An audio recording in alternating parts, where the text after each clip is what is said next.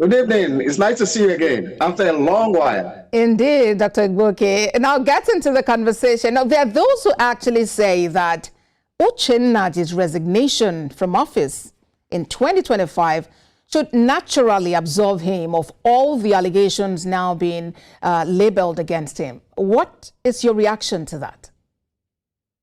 Well, I'm a Catholic, and in the Catholic Church, there's a doctrine of where you say where your forgiveness and restitution.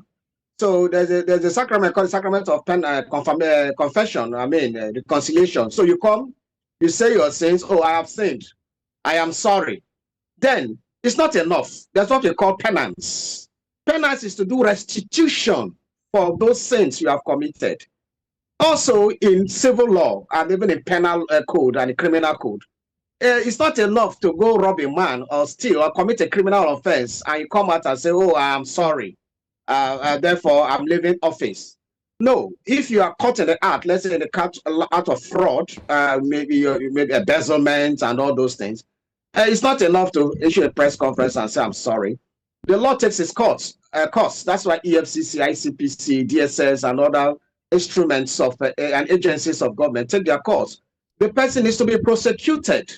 But in Nigeria, just as the press conference said, of eminent people said, in Nigeria, we get away with these things.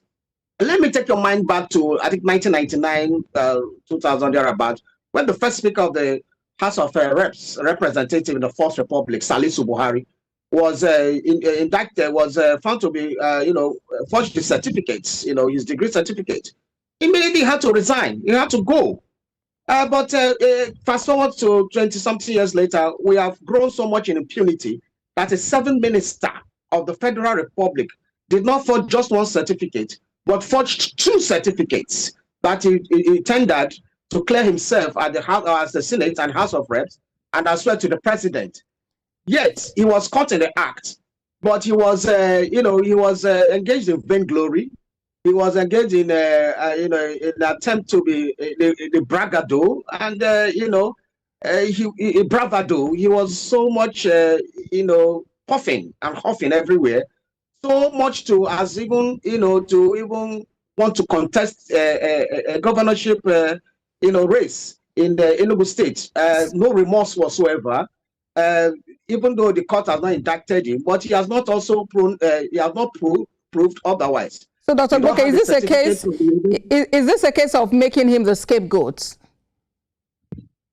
Well, just because 10 thieves stole and 1 was caught, it doesn't make 1 a scapegoat. It just means that the others have escaped. So you don't say because 9 thieves were not caught, that 1 was caught. Therefore, the 1 that was caught was not a thief. So it doesn't follow. It's not about scapegoating. It's about, beginning to now see how we can do the right thing. I think he was also, I think he was full of impunity. Usually what happens are people who are caught like this, go under and, allow you to go for a while and the rest. But, in the blink of an eye, he came out and, added salt to injury and saying, oh, nothing, these guys are just fooling around. I'll contest the governorship and nothing will happen. He became a candidate of a party. And that is the highest level of impunity that we have seen in some recent times. Therefore, it is in the right direction. I'm even surprised, I'm disappointed and worried that some Nigerians are even questioning ICPC for doing their job. So, Dr. Igboke, arresting him. I'm very surprised indeed.